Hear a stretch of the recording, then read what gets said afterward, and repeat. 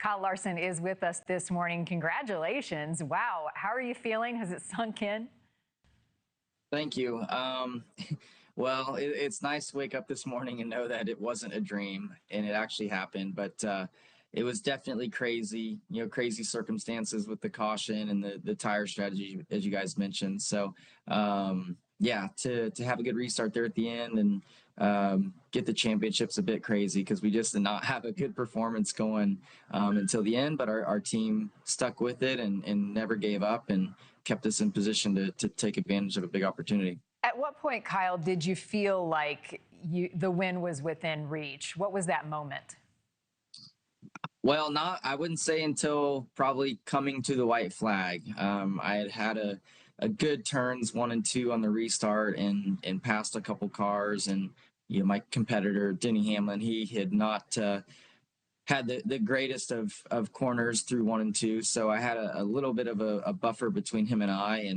And just knew that I needed to put together one good lap and we would be able to be champions. So just a crazy format, a crazy race, and just an unbelievable finish. It was awesome. Crazy is the word that Denny Hamlin used as well. Afterwards, he said he was numb, he was in shock, and he said the sport can drive you absolutely crazy because sometimes speed, talent, and none of that matters. Did you two talk after the race?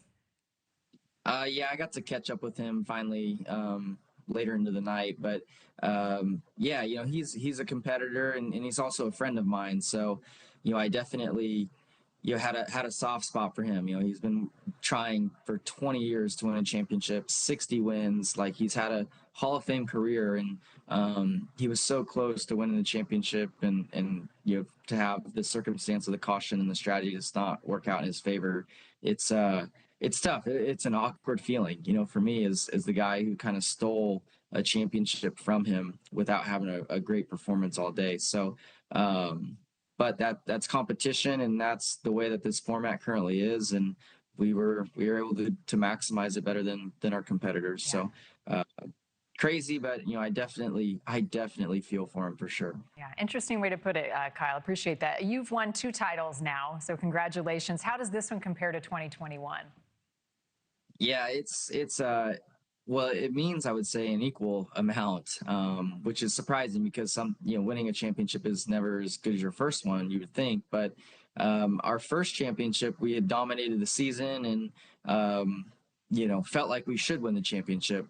A lot of points this season for us have been very challenging, and we've had to work extremely hard. And I think that makes the satisfaction of winning a championship, and especially in the fashion that we did it yesterday in that race, makes it so cool. So I would rank them right up there with each other for sure. Yeah, it's great to see you celebrating with your team, Hendrick Motorsports, with your family. Looking ahead to 2026, any predictions for yourself, and how are you preparing?